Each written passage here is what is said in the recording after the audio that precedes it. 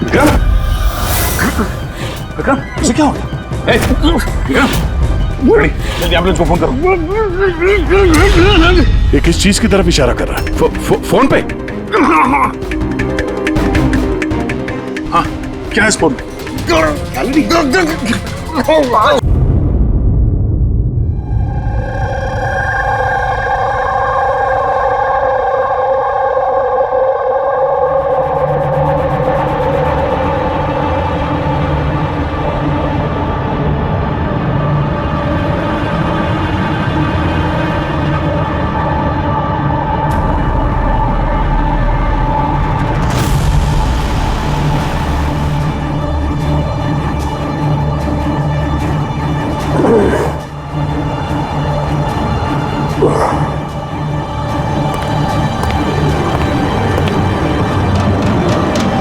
कौन हो तुम? मेरे रूम में कैसे घुसे तुम? हाउसकीपिंग अभी मैनेजर को फोन करके तुम काम से निकलवाता हूँ। सॉरी रतन सर, एक्चुअली आपके रूम का फायर अलार्म गलती से बज गया था। मैं चेक करने आया था कि कोई खतरा तो नहीं है। मैंने दरवाज़ा नॉक किया था पर शायद आप सो रहे तो इसलिए खोला नहीं, इसलिए मुझे मास्टर की यूज़ करके अंदर आना पड़ा। Are you fine? फाइन, गो।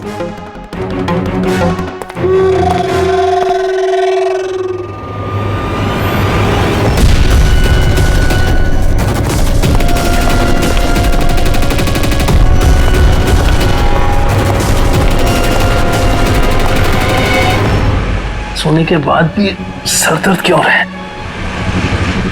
लगता है डबल शॉट कॉफी लेनी पड़ेगी। हाँ लिशा, काम हो गया। Great job. अब फटाफट वहाँ से निकलो, होटल का एक्चुअल स्टाफ 5 मिनट में वहाँ आ जाएगा। हाँ ठीक है, मैं निकलता हूँ, बाय।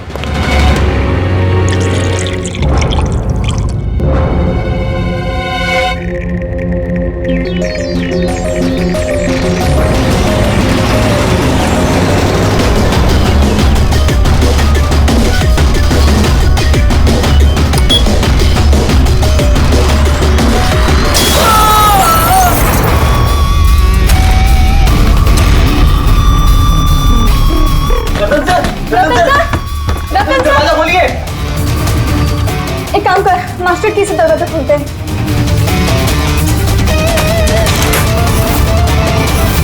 रतन सर, रतन सर, रतन सर!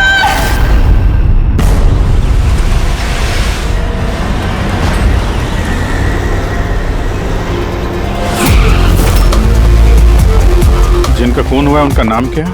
सर रतन जी, वो हमारे रेगुलर कस्टमर थे और वो बहुत ही बड़े फिजिसिस्ट भी थे सर। फिजिसिस्ट? जी सर। मतलब फिजिक्स में एक्सपर्ट है ये? जी sir.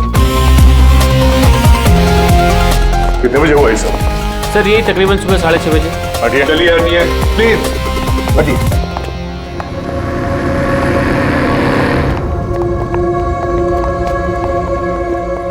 My God, my God, इसके छाती में तो इतने सारे डार्ट्स घुसे हैं। अगर इसकी मौत ये माइक्रोवेव ओवन ब्लास्ट होने की वजह से हुई है तो ये 1 2 3 4 6 डार्ट इसके शरीर में क्या कर रहे हैं? माइक्रोवेव ब्लास्ट नहीं हुआ है सर, यहाँ तो गन रखी हुई है। डार्ट्स पहले से ही गन में फिक्स थी। ऐसा लगता है इस रतन को मारने की अच्छी खासी प्लानिंग की गई है। क्यों मैनेजर साहब, पता भी है आपको क्या हो रहा है आपके होटल में? आपके होटल के गेस्ट को किसी ने मारने की प्लानिंग की, माइक्रोवेव में ये डार्ट लगाकर। सर मैं खुद सरप्राइज हूँ कि ये सब क्या हो रहा है। यहाँ तुम्हारे होटल के रूम में एक मर्डर हुआ है, इसकी जवाबदारी आपके होटल की है और आपकी। पर सर आप बताइए, हम अपने कस्टमर को क्यों मारेंगे? जोया, जोया तुम बताओ ना सर को। सर के चेक इन करने के पहले तुमने कमरा ठीक से देखा था ना? जी सर। सर पूछिए ना सर, कल रात 11 बजे सर चेक इन किए थे होटल में। 10:30 बजे मैंने खुद चेक की थी कि सामान सब कुछ ठीक है कि नहीं, और माइक्रोवेव में उस वक्त कुछ डार्ट्स वगैरह नहीं थे।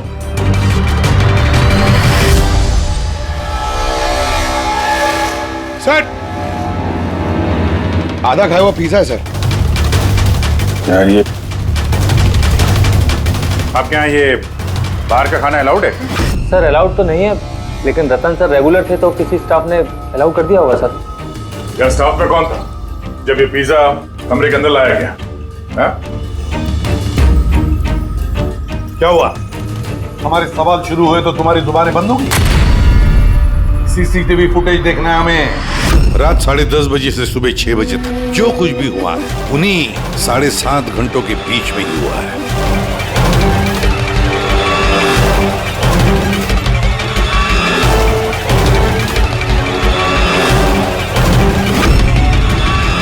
जोया 10:30 बजे रतन जी के कमरे में गई और 11:15 बजे बाहर आई 15 मिनट में।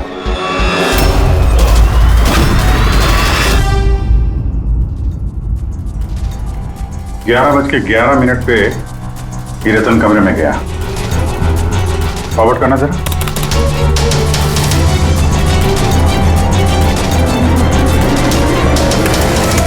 साढ़े 11 बजे हैं और ये रहा रतन का पहला विजिटर।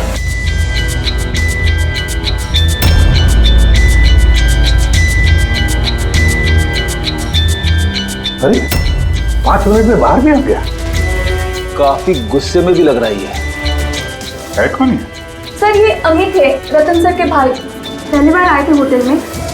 रतन जी तो मिलना भी नहीं चाहते थे इन्हें, पर इन्होंने जबरदस्ती करके रूम में घुस गए।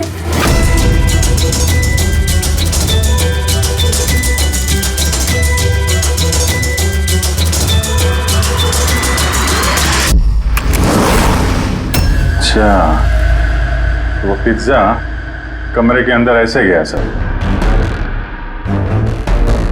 फॉरवर्ड करना जरा, फॉरवर्ड करना।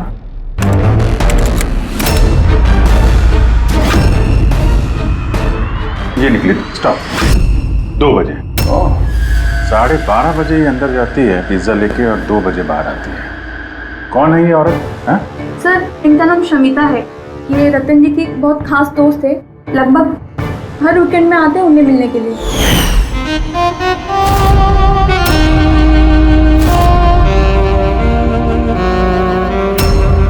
शमिता खास दोस्त रात के 12:30 बजे आती है पिज्जा लेकर।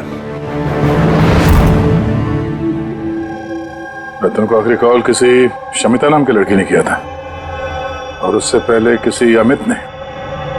सर। हाँ पंकज। एक से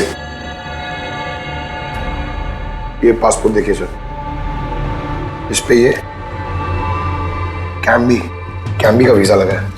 तो सर ये बॉम्बे से कैम्बी जाने का टिकट। फोटो तो उसी की है पर नाम रतन नहीं है, दिग्विजय कुमार।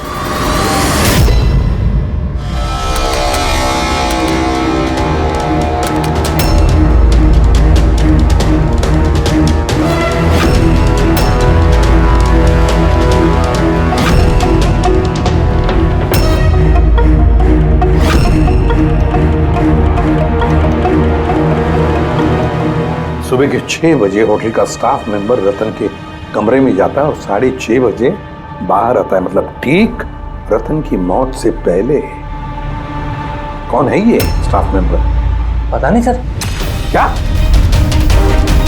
आप अपने स्टाफ वाले को नहीं पहचानते हैं? सर ये स्टाफ का आदमी नहीं है, मैं पता करवाता हूँ सर। मुकुल ये जाकर देखो ये आदमी कौन है, कोई नया स्टाफ आया है क्या? सर एक बात समझ में नहीं आ रही। ये रतन एक फिजिसिस्ट था, देश के स्पेशलाइज्ड स्पेस प्रोग्राम पे काम कर रहा था। नकली पासपोर्ट बनाने की क्या जरूरत? वही तो, कोई किसी फिजिसिस्ट को मारने के लिए इतनी लंबी प्लानिंग क्यों करेगा? पूर्वी ये लैपटॉप चेक करो सर रतन का। सर हाँ मैंने सारा रिकॉर्ड चेक कर लिया। ये बंदा होटल के किसी भी डिपार्टमेंट में काम नहीं करता है, इवन वो स्टाफ का भी नहीं था सर। मुझे लगता है वो बाहर का ही था। ये लो। कोई बाहर का अनजान आदमी आपके यहाँ आता है, होटल का स्टाफ बन के घूम रहा है, ये आपकी सिक्योरिटी है? हैं?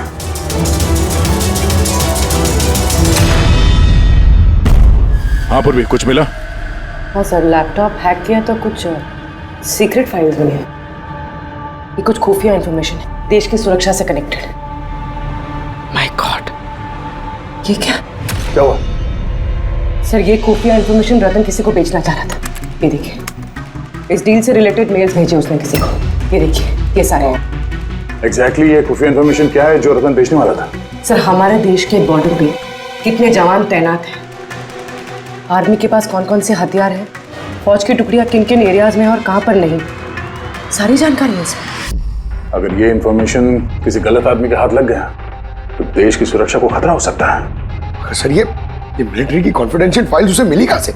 ऑब्वियसली पंकज, किसी आम आदमी के पास ये क्लासिफाइड फाइल्स नहीं हो सकते हैं। ये क्लासिफाइड फाइल्स और ये डुप्लीकेट पासपोर्ट इस बात की तरफ इशारा कर रही है कि ये रतन कोई फिजिसिस्ट नहीं था। ये किसी दुश्मन देश का जासूस था जो अपना काम करने के बाद इस नकली पासपोर्ट के जरिए देश छोड़ के भागने वाला था हमेशा के लिए। ये तो एप्रन वगैरह निकाल के बाहर निकल गया सर। फोन पर भी बात कर रहा है। फोन पर भाई पार्टनर हो बात। रेडी? होटल के बाहर के जितने भी सीसीटीवी कैमराज हैं सबकी फुटेज चेक करो। सर, जब तक इस अनजान स्टाफर का पता चलता है कि शमिता और रतन का भाई अमित, इनसे पूछताछ करते हैं। सर ये रतन शायद फिजिसिस्ट नहीं था, दुश्मन देश का जासूस था सर। जासूस? हाँ सर, हमें उसके बैग से ये नकली पासपोर्ट मिला। उसके लैपटॉप में ये खुफिया फाइल्स है सर, ये देखिए। माय गॉड, तो फिर हमें जल्दी से जल्दी रतन के घर वालों से मिलना चाहिए और इस शमिता से भी पता तो चले कि ये रतन फिजिसिस्ट था भी या कोई जासूस। एक तो अभी मेरे पति का खून हुआ है और अब सीआईडी वाले उन पर देश से गद्दारी का इल्जाम लगा रहे हैं। भाभी संभालिए अपने आप को। वैसे ही भाई साहब की मौत के सदमे से आपकी तबीयत खराब है। मिस्टर अमित, आपसे भी कुछ सवाल करने हैं हमें। आप लोग एक साथ एक ही घर में रहते हैं, तो कल रात अपने भाई के पीछे पीछे होटल रूम में क्या करने गए थे आप? मैंने ही भेजा था उन्हें वहां। तुमने भेजा? किस लिए? क्योंकि रतन भाई साहब पूरी प्रॉपर्टी अपने नाम करके हमें घर से निकालना चाहते थे। वसीयत के पेपर के साथ भी छेड़छाड़ की थी उन्होंने, और अपने भाई का तो उन्हें कोई लिहाज ही नहीं था। ये तुम क्या कह रही हो दिया? भाभी प्लीज। ये सारी बातें यहाँ पर हो सकती थी घर में, उसके लिए होटल में जाने की क्या जरूरत थी? सर, लड़ाई झगड़ा करके हम घर का माहौल नहीं खराब करना चाहते थे, और रतन भाई साहब इस टॉपिक को कई दिनों से अवॉइड कर रहे थे, इसलिए मुझे लगा कि होटल में जाके बात करना ही ठीक रहेगा। मगर कमरे से तो तुम बहुत जल्दी वापस आ गए थे, इतनी जल्दी बात हो गई? सर, होटल के कमरे में भी बात हो नहीं पाई थी। भाई साहब बहुत नींद में थे और थके हुए थे, इसीलिए चिड़चिड़े भी हो गए थे, और गुस्से में आके मैं भी वहां से निकल गया। इतना बड़ा घर है फिर भी होटल में जाके ठहरते थे हैं? सर, रतन काफी इंट्रोवर्ट थे, उन्हें अकेलापन चाहिए होता था ताकि वो अपने काम में ज्यादा ठीक से ध्यान लगा सके। घर में भी होते तो अक्सर वो अपने कमरे में ही होते थे।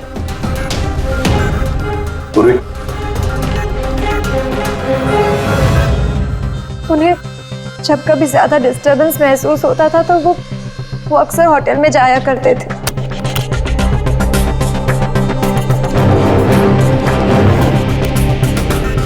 ये शमिता कौन है? शमिता? प्लीज कुछ कीजिए ऑफिसर। मैंने सुबह मिसिंग कंप्लेंट दर्ज कराई थी, शाम होने वाली है, मेरी बीवी का कहीं कुछ पता नहीं चल रहा है। जीजू प्लीज रिलैक्स, शमिता दीदी मिल जाएगी। क्या शमिता जी लापता है? जी। आप लोग? हम लोग सीआईडी से। अच्छा, वो आप लोग आ गए। ये लोग तो कुछ कर नहीं पा रहे। अब आप लोग पता लगाइए ना, मेरी बीवी कहाँ है। हम लोग तो पता लगा ही लेंगे। एक खून करके जो भागी है वो। क्या?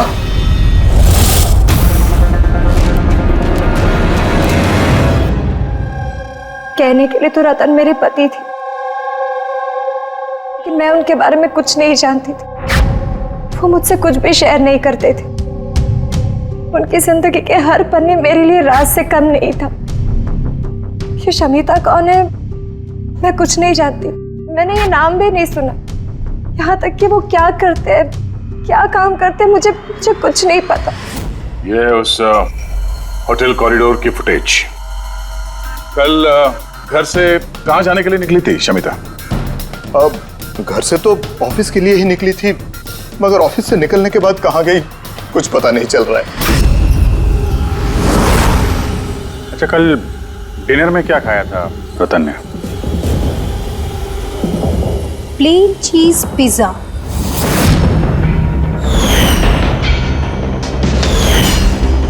है ना भाभी? हाँ।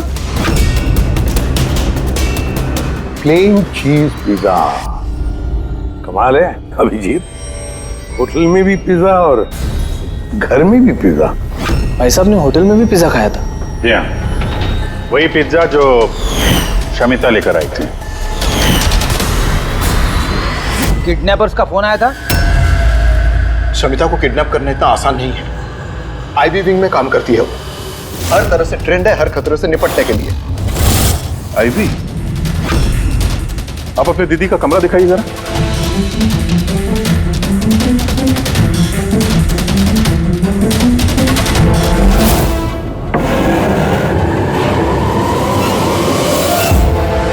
सर, ये है दीदी का कमरा।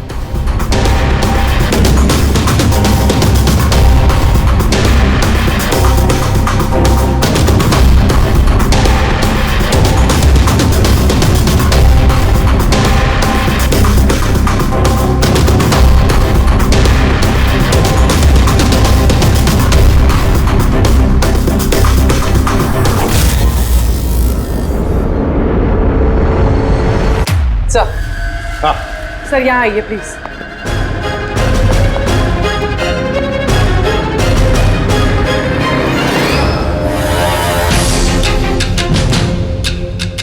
ये लो, कमरे के अंदर कमरा। सर इधर आइए। ये कंप्यूटर हैक हुआ है सर। एक काम करो, पूरे घर की तलाशी लो। गाड़ियां, विग्स। ओहो, प्रोस्थेटिक्स। अभिजीत, देखा है सर? हाँ सर। और ये लॉकर में क्लासिफाइड फाइल्स। लगता है काफी समय से जासूसी चल रही है इसकी। सिर्फ इतना ही नहीं सर, कोई तो है जो रतन पे नजर रखे हुए था। उसकी कंप्यूटर की एक एक एक्टिविटी को मॉनिटर कर रहा था। ये कंप्यूटर हैक है। कौन है करे पता लगा?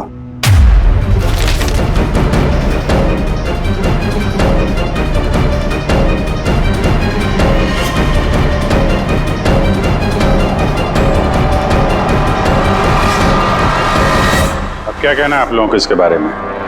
एक ही छत के नीचे रहते थे आप लोग रतन के साथ, और इस बारे में आप लोगों को भनक भी नहीं है? सर, भनक कैसी लगती सर?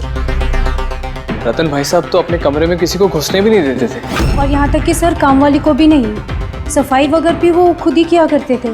फिर जसमीन जी, आपका क्या कहना है? हैं? ये तो बेडरूम के अंदर का ही तो कमरा है। सर, मैंने आपसे कहा ना, मुझे कुछ नहीं पता।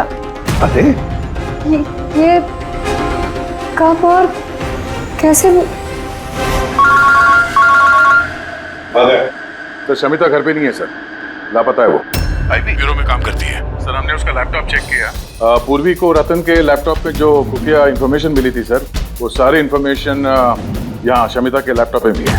ये जानकारी लीक करके देश छोड़ के भागने का इरादा था। दया, ये शमिता आईबी में नौकरी करती थी, इसका मतलब है वो देश की सारी खुफिया जानकारी उसके पास थी, जो वो रतन को देती थी, और रतन ये दुश्मन देशों को दे देता था। दोनों पैसे कमा रहे थे इसके ऊपर।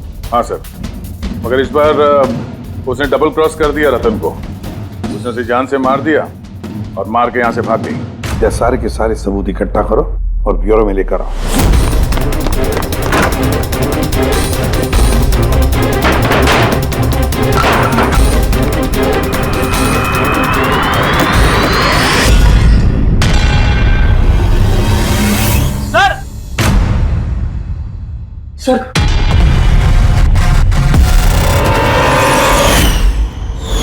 शमिता? आद्या, सर, ये विक्रम और अंजलि, इनके जो एलिबाइज हैं वो हमने चेक किए। जब खून हुआ उस रात ये विक्रम ग्रैंड रोड में एक ट्रैफिक जाम में फंसा हुआ था और रात के करीब 2 बजे घर पहुंचा वो। और ये अंजलि? सर, अंजलि भी रात के 12 बजे तक काम कर रही थी और करीब 1:30 बजे के आसपास वो घर पहुंची। सब देखकर ऐसे लगता है कि ये कोई मामूली मर्डर केस नहीं है, देश की सुरक्षा से जुड़ा हुआ है। सर ये देखिए सर, ठीक ब्लास्ट से पहले सुबह 6:30 बजे के आसपास इस लाल गाड़ी में एक औरत होटल से बाहर गई। सर, वो जो नकली होटल स्टाफ वाला था ना सर, वो भी उसी वक्त निकला था, लेकिन दूसरे गेट से। ये देखिए। पूर्वी, गाड़ी कितने बजे आई थी होटल में? सुबह 6 बजे। निकल गई 6:30 बजे, आधे घंटे बाद। लड़की के चेहरे पे जूम करो जरा, देखें तो सही। हमारे डेटाबेस में कुछ नाम और चेहरे हैं जिनसे देश की सिक्योरिटी को खतरा है। ये गद्दारों और जासूसों वाली लिस्ट। इनके चेहरे स्कैन करो और उन सब से मैच करके देखो। और पंकज, आरटीओ से पता करो कि ये गाड़ी किसके नाम पर रजिस्टर्ड है। सर, बड़ा ही कंफ्यूजिंग केस है सर, कुछ समझ में नहीं आ रहा है आखिर ये माजरा है क्या। फ्रेडी, एक बात तो पक्की है कि ये केस देश की सुरक्षा से जुड़ा हुआ है, इसलिए जिसने भी इस शमिता और रतन को मारा है ना, वो कोई मामूली क्रिमिनल नहीं, मामूली खूनी नहीं है। ये चक्कर कुछ और ही है। ओहो, अरे क्या हुआ, कुछ मिला? हाँ सर, मिला। ये आदमी और औरत उस लिस्ट में नहीं है देश के गद्दारों वाली, बल्कि उन लोगों की लिस्ट में है जो देश से गद्दारी करने वालों को पकड़ के खत्म करते हैं सर। ये दोनों आईबी ऑफिसर्स हैं, अलीशा और ईशान। ऐसे भी प्रद्युम्न, मैं आपकी बहुत इज्जत करता हूँ, इसलिए मैं कुछ नहीं कह रहा। अगर यही इल्जाम किसी और ने लगाया होता तो वो ऑफिसर अब तक बहुत पछता रहा होता। शेखर जी, आप आईबी के हेड हैं, इसलिए तो ना आपका ये धमकी भरा रवैया मैं भी बर्दाश्त नहीं करता। एसीपी साहब, मैं धमकी नहीं दे रहा हूं, आपके इल्जाम का जवाब दे रहा हूं। आपने बड़ी आसानी से हम पर रतन और शमिता के खून का इल्जाम लगाया है। क्या आपको लगता है कि वो देश के गद्दार थे और इसीलिए हमने उनको मार डाला? मैं इल्जाम नहीं लगा रहा, मैं साफ साफ पूछ रहा हूं कि क्या जो कुछ भी हुआ वैसा ही हुआ? देखिए सर, हम लोगों को पता है कि आप लोग जानते थे कि ये दोनों देश के सुरक्षा से संबंधित कुछ खास जानकारी दुश्मनों को बेचने वाले थे। और हमें यह भी पता है शेखर जी कि जिस वक्त रतन का खून होने वाला था, उस वक्त ईशान और आलिशा वहां उस होटल में मौजूद थे। रतन का खून होने से कुछ मिनटों पहले ही ईशान रतन के कमरे में गया था। शमिता रतन के कमरे में पिज्जा लेकर गई थी, एक ऐसा पिज्जा शायद जिसमें बेहोशी की दवाई थी। हा? तो आप लोगों ने शायद उससे कुछ ऐसा कहा होगा कि हमारे लिए काम कर दो और रतन को मार दो, तो आप लोग उसे छोड़ दोगे। क्यों? मगर वो अलग बात है कि उससे पहले शमिता मारी गई खुद अपने ही घर में। ये सच है कि हमें शमिता और रतन के गैर कानूनी कामों के बारे में पता चल गया था और इसीलिए सिर्फ और सिर्फ हम लोग उन पर नजर रख रहे थे। कुछ ऐसी कहानी सुनाइए शेखर जी जिस पर यकीन किया जाए। सर प्लीज, आप शेखर सर से इस तरह बात नहीं कर सकते। और तुम भी एसीपी साहब से इस तरह से बात नहीं कर सकते। Relax boys. अलीशा, तुम ही बताओ, तुम दोनों उस दिन होटल पे क्यों गए थे? रतन के लैपटॉप से उन फाइल्स की कॉपी बनाने जो उसने दुश्मन देश को ईमेल कर दिया था, ताकि हमें ये पता चल सके कि हमारी कौन कौन सी खुफिया इंफॉर्मेशन उन तक पहुंच चुकी है। तो अब तसल्ली हो गई आपकी?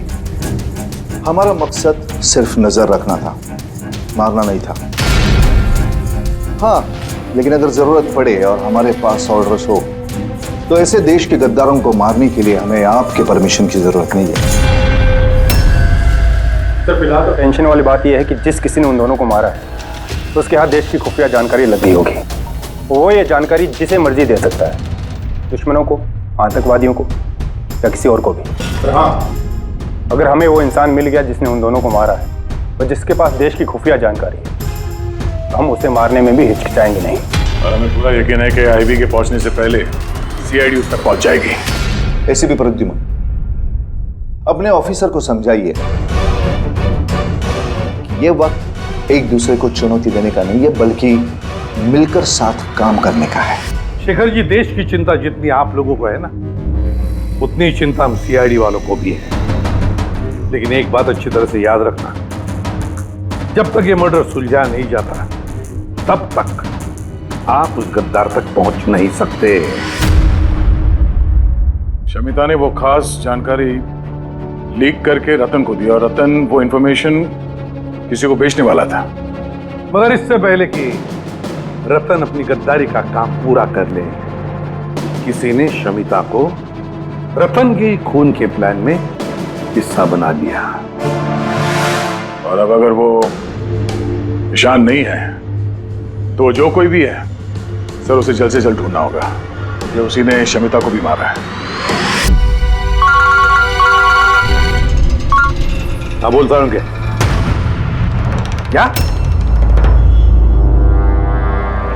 क्या सारुण के, अब क्या नया चक्कर है तेरा? क्यों? जब हम लोगों ने अपनी आंखों से उस सीसीटीवी फुटेज में देखा है कि रात के 12:30 बजे शमिता वहां होटल के कॉरिडोर में थी, तो तू कह रहा है कि वो शमिता नहीं थी? कौन हो सकता है? रतन की मौत कैसे हुई? रतन की मौत हुई जहर की वजह से। वो डार्ट जो हमें रतन की बॉडी में से मिला है, उस पर इतना जबरदस्त जहर लगा हुआ था कि सेकंड्स में ही रतन की मौत हो गई। और सर पॉइंट नंबर 2, इस माइक्रोवेव में डार्ट फिक्स करने के लिए खूनी को पूरा टाइम मिला होगा, क्योंकि ये नशीला पिज्जा खाने की वजह से वो बेहोशी की हालत में पड़ा होगा। बस जो नशीली दवाई हमें पिज्जा में मिली है, उसी नशीली दवाई के ट्रेसेस हमें रतन के पेट में से मिले। हाँ, अभी पूरे इंग्रेडिएंट्स को अच्छी तरह से चेक नहीं कर पाया हूँ, लेकिन यार सामने मैंने सब कुछ मान लिया, बस सब कुछ मान लिया, लेकिन पहले ये बता, इन सारी चीजों का शमिता के वहां होटल में ना होने से क्या कनेक्शन? बता रहा हूँ, वही बता रहा हूँ बॉस। शमिता डायबिटीज की पेशेंट थी, शक्कर की बीमारी। शमिता की मौत हुई है किसी मिलावट वाले इंसुलिन के इंजेक्शन की वजह से। और सबसे इंपॉर्टेंट बात, शमिता का मौत का टाइम है रात को 10 से 12 के बीच का। क्या? एग्जैक्टली। तो 12 बजे तक अगर वो मर चुकी थी, फिर 12:30 बजे वो हमें होटल में कैसे दिख सकती है? तो अगर शमिता ने रतन को नहीं मारा और अमित, ईशान और अलीशा ने भी नहीं मारा, तो फिर रतन को मारा किसने? और फिर वो फुटेज में जो औरत हमने देखी थी, अगर वो शमिता नहीं थी तो फिर कौन थी? शमिता। एसीपी साहब, आप शायद नहीं जानते कि मैं कितनी बड़ी टेंशन में हूं। अगर वो खूनी नहीं पकड़ा गया जिसने रतन और शमिता को मारा है, तो देश कितनी बड़ी मुसीबत में फंस सकता है, ये आप नहीं जानते। मैं अच्छी तरह से जानता हूँ शेखर जी, बहुत अच्छी तरह से जानता हूँ। लेकिन एक बात अच्छी तरह से याद रखिए, हम देश पर कोई भी आंच आने नहीं देंगे, उससे पहले ही हम खूनी को पकड़ लेंगे। सर, वो खूनी की आइडेंटिटी हमें वो ईमेल से मिल सकती है सर, जो रतन और शमिता ने एक दूसरे को भेजा है। अब कैसे? मुझे तो ये भी लगता है कि जरूर कोई आसपास वाला ही है, जिसे शमिता और रतन, इन दोनों की छोटी से छोटी आदतों के बारे में पूरी जानकारी थी। हाँ सर, जैसे कि सुबह उठते ही रतन का माइक्रोवेव में कॉफी बनाना है और शमिता को इंसुलिन के इंजेक्शन पहुंचा देना, वो तो कोई पास वाला ही आदमी कर सकता है। और खूनी को ये भी पता था कि ये अंजलि और विक्रम रात 1 बजे से पहले घर आने वाले नहीं है। आखिर खूनी कौन हो सकता है सर? सर, एक बात समझ में नहीं आ रही सर। ये रतन और शमिता एक दूसरे को 2 सालों से जानते हैं, मगर गद्दारी करने का इन्होंने ये 3 हफ्ते पहले ही सोचा, ऐसे अचानक? हाँ सर, बात थोड़ी अजीब तो है। इन 3 हफ्तों के पहले इनका कोई रिकॉर्ड तो नहीं रहा खुफिया खबर के एक्सचेंज को लेकर। इस सबका इस तीसरे गद्दार से क्या लेना देना? We are running out of time. हाँ सर, हमने सारे सुरागों के ताले खोल दिए हैं, लेकिन हमें वो दरवाजा नहीं मिल रहा जो हमें तीसरे जासूस तक ले जा सके। तीसरा दरवाजा है। ये तीसरा दरवाजा हमें उस जासूस तक ले जाएगा। कौन सा? उस दरवाजे का नाम है पिज़्ज़ा। पिज़्ज़ा वो औरत जो बड़े बड़े काले चश्मे और घुंघराले बाल का विग पहनकर घूमती है ना, शमिता बनकर, उसने उस दिन पिज़्ज़ा लाया बाहर से होटल के अंदर। और उसने ऐसा इसलिए किया क्योंकि उसे वो नशीली दवाई मिलानी थी पिज़्ज़ा में। अगर होटल में ऑर्डर करती तो उसे मौका नहीं मिलता और ना ही वक्त मिलता वो नशीली दवाई पिज़्ज़ा में मिलाने के लिए। और होटल वालों ने कुछ नहीं बोला क्योंकि वो लोग उसे जानते थे। दया, होटल दे रॉयल के आसपास इस पिज़्ज़ालो ब्रांड के पिज़्ज़ा की कितनी दुकानें हैं पता लगाते हैं, सब कुछ साफ हो जाएगा।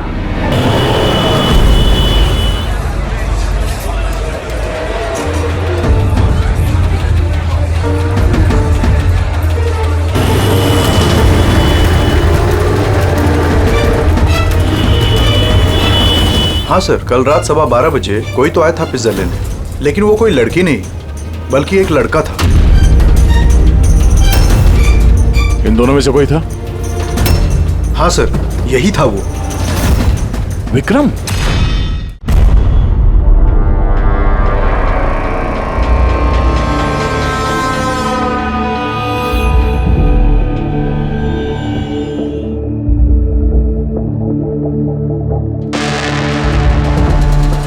चक्कर क्या है?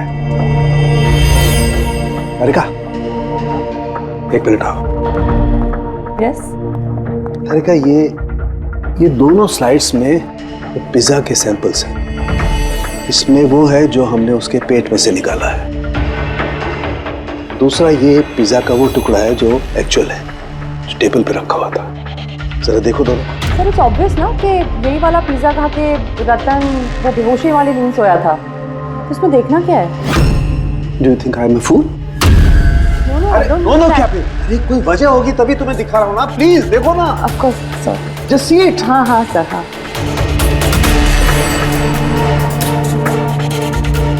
ये देखो।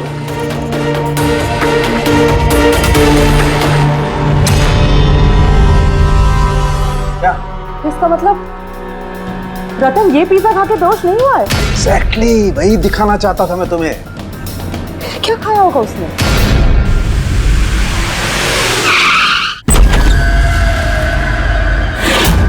विक्रम, विक्रम, उसे क्या हो गया? जल्दी एम्बुलेंस को फोन करो। ये किस चीज की तरफ इशारा कर रहा है? फोन पे? हाँ, क्या है इस फोन पे? 5 मिनट में एम्बुलेंस आ रही है। Good good good. शमिता और रतन सामने हैं। सिर्फ फोटो देखी तो लग रहा है कि लोग एक दूसरे को बहुत प्यार करते हैं। 1 महीने पुराना फोटो। दोनों प्यार करते थे या जासूस थे?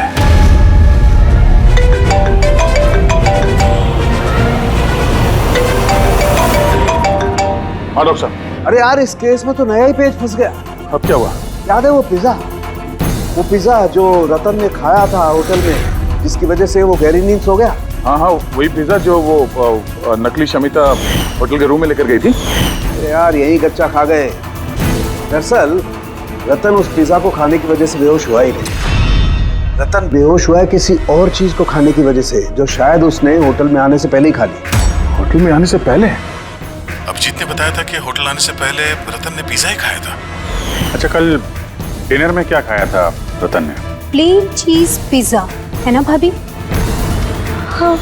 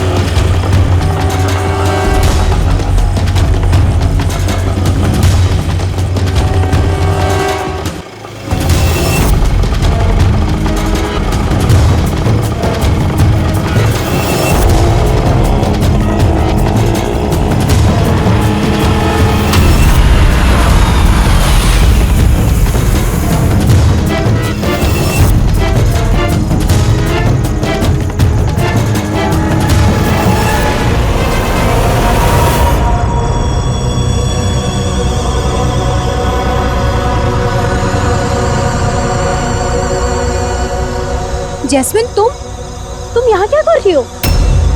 इन लोगों ने मुझे कुछ इन्फॉर्मेशन लाने के लिए कहा। मुझे कुछ पता ही नहीं उस इन्फॉर्मेशन के बारे में। इन्होंने कहा कि अगर मैं नहीं आई तो ये लोग मुझे जान से मार देगी, इसलिए मैं यहाँ आई हूँ। वो कौन तुम लोग? हम तीनों को यहाँ धोखे से बुलाने का मतलब? देश के साथ धोखा ना हो, इसलिए हमें कभी कभी मुजरिमों के साथ धोखा करना पड़ता है। आई बी विंक। आप लोग वही है ना जिन्होंने रतन भैया को मारा था? रतन को किसने मारा और किसने नहीं, इसकी सच्चाई जल्द सामने आ जाएगी। लेकिन दिया, अमित, एक और सच्चाई आना बाकी है। वो क्या? वो ये कि तुम दोनों को ये पता होना चाहिए कि तुम एक देश के गद्दार के साथ रह रहे हो, है ना जैस्मिन?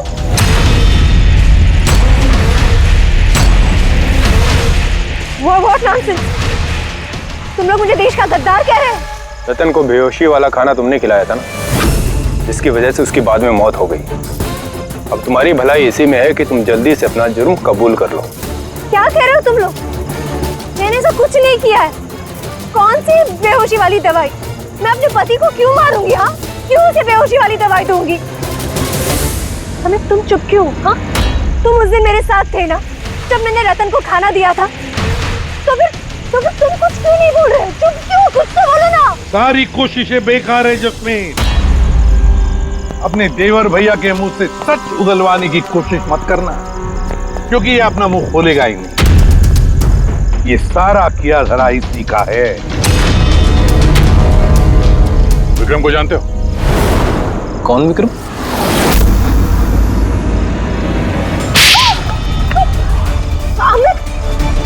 आप लोग इस तरफ आइए। वही विक्रम जिसे शमिता और रतन के एक्स्ट्रा मैरिटल अफेयर्स के बारे में तुमने जानकारी दी थी और कुछ फोटो भी भेजे थे हेलो मैसेंजर पे। ये देखो, डिस्प्ले पिक्चर में तुम्हारा चेहरा है। कुछ याद है? ये क्या? शमिता और रतन के फोटोग्राफ्स विक्रम को हेलो मैसेंजर ऐप से जैस्मिन ने किसी और ने भेजा। अमित, देश को नुकसान पहुंचाने का मेरा कोई इरादा नहीं था सर। और ये सारा गद्दार जासूस वाला जो एंगल है, ये सब कुछ मेरा गेम प्लान था, ताकि मैं कानून को गुमराह कर सकूं। पूरी बात डिटेल में बताओ। ये गद्दारी वाला नाटक क्या है?